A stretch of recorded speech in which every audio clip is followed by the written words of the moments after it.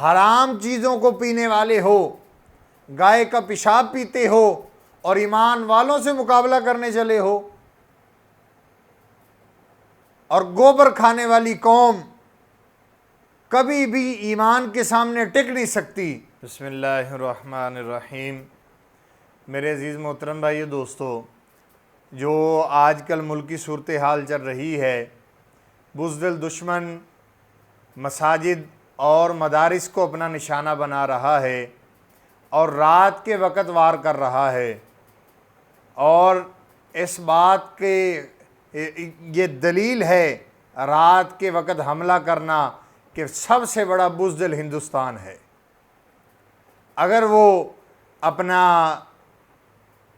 اپنے آپ کو اس قابل سمجھتا، اپنی آپ کی دلیری لوگوں کو دکھاتا، تو پھر ہمارے جوان بارڈر پہ کھڑے تھے، ان سے مقابلہ کر کے دکھاتا۔ اور دیکھیے کہ یہ جو پاکستان پہ حملے ہوئے ہیں، انہوں نے میزائل داغے ہیں، وہ مدارس اور مساجد پر ہی کیوں ہیں؟ اس کی وجہ کیا ہے؟ اس کی وجہ یہ ہے کہ میرے عزیز محترم بھائی دوستو، دشمن کو یہ بات گوارا ہی نہیں کہ اللہ کا دین پھیلے اور ان مساجد سے اللہ اکبر کی صدائیں بلند ہوں۔ آج جو وقت ہے، میں یہ کہنا چاہتا ہوں کہ اپنے آپ کو مسلکی تنازع سے نکالیں، اپنے آپ کو مسلکی بنیاد پہ بات نہ کریں، بلکہ امت بن کے بات کریں، قوت بنیں۔ مسلمانوں کو آج ایک دوسرے کے مدد کی ضرورت ہے، ایک دوسرے کو قوت دینے کی ضرورت ہے۔ اور ہمارے نبی نے فرمایا مسلمان تو ایک جسم کی مانند ہے، اگر ایک حصے میں تکلیف ہوتی ہے تو دوسرا حصہ بھی تڑپتا رہتا ہے۔ اگر آدمی کے سر میں درد ہو، پوری رات بندہ سو نہیں پاتا۔ یہ سب سے بڑی دلیل ہے کہ مسلمان کا درد ہو، مسلمان غم میں ہو اور دوسرا مسلمان سکون سے سو جائے، یہ ہو نہیں سکتا۔ تو اس لیے میرے عزیز محترم بھائیو دوستو، اس موقع پر ہم اپنے آپ کو ایک کریں، تمام مسلمان ایک دوسرے کو ایک کریں، مسلکی جو تنازع ہیں ان کو چھوڑ کر ایک قوم بنیں۔ ایک قوم جو ہے وہ ایمان کی طاقت کے ساتھ جب ایک قوم بنے گی، پھر دشمنوں کو بھاگنے کا راستہ بھی نہیں ملے گا، ان کو پتہ بھی نہیں چلے گا ہم نے دوڑنا کہاں ہے، کس طرف جانا ہے۔ ان باتوں کی دلیلیں 1971 کی جنگ کے اندر کفار کو دکھائی ہوئی ہیں، 1965 کے اندر ان کو بتایا ہوا ہے تمہاری اوقات کیا ہے، تم لوگ تو حرام چیزوں کو پینے والے ہو، گائے کا پیشاب پیتے ہو اور ایمان والوں سے مقابلہ کرنے چلے ہو، اور گوبر کھانے والی قوم کبھی بھی ایمان کے سامنے ٹک نہیں سکتی۔ جس کے جسم کے اندر حرام گیا ہو، وہ ایمان والے کے گھورنے سے ہی مر جائے گا۔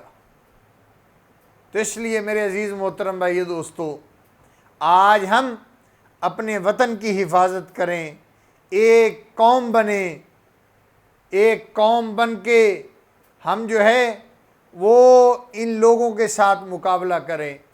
اور یہ وقت ہے کہ آج جہاد ہر مسلمان پہ فرض ہو چکا ہے۔ مسلمان نکلیں۔ اللہ کے نبی صلی اللہ علیہ وآلہ وسلم نے ارشاد فرمایا تھا کہ دو قومیں، دو لوگ جہنم میں نہیں جائیں گے۔ ایک وہ لوگ ہوں گے جو قرب قیامت ہندوستان کے خلاف جہاد کریں گے، اور ان کے خلاف جہاد کرتے کرتے اللہ کے ہاں پیش ہو جائیں گے۔ وہ لوگ جہنم میں نہیں جائیں گے جو ہندوستان کے خلاف جہاد کرنے والے ہوں گے۔ ہمارے نبی کا ان ہندوؤں کی طرف 1450 سال پہلے اشارہ کر دیا کہ میری قوم کے، میری امت کے دو لوگ جہنم میں نہیں جائیں گے، ایک وہ جو ہندوستان سے جہاد کرنے والے ہیں، اور ایک وہ لوگ کہ جو عیسیٰ علیہ السلام کے ساتھ مل کے جو ہے وہ دنیا کے اوپر اسلام کو نافذ کرنے والے ہیں، ان کے مددگار بنیں گے۔ یہ دو لوگ جہنم میں نہیں جائیں گے۔ تو میرے عزیز محترم بھائی دوستو، ہم اپنے جذبوں کو بلند کریں، ہم اپنے آپ کو اور ایمانی قوت کو بلند کریں، اور ان لوگوں کو منہ توڑ جواب دیں۔ ان کی حیثیت کیا ہے، ان کی اوقات کیا ہے، ایمان والوں کے سامنے یہ کھڑے ہوں۔ یہ لوگ ڈرپوک ہیں، ڈرپوک ہیں، ان کے اندر دلیری نہیں ہوتی۔ یہ بھاگتے ہوئے نظر آئیں گے، پیٹ پھیر کے بھاگتے ہوئے نظر آئیں گے۔ اور ہمارے جوان دیکھیے کہ ایک کیپٹن صاحب شہید ہوئے ہیں، اللہ ان کے درجات کو بلند کرے۔ اس کے باپ نے کہا کہ میرا بیٹا مرا ہوا ہے۔ جب ان کے پاس پیغام پہنچا تو وہ کہنے لگے پہلے دیکھ کے آؤ میرے بیٹے کے چھاتی پہ گولیاں لگی ہیں یا کمر پہ گولیاں لگی ہیں۔ اگر میرے بیٹے کی چھاتی پہ گولیاں لگی ہیں تو تم میرے گاؤں لے آنا، اس کو میں دفناؤں گا، لیکن اگر اس نے پیٹھ پہ دشمن سے گولی کھائی ہے اس کو ادھر ہی دفنا دو۔ تو جب دیکھا گیا تو 15 گولیاں اس نے اپنے سینے میں کھائی ہوئی تھی۔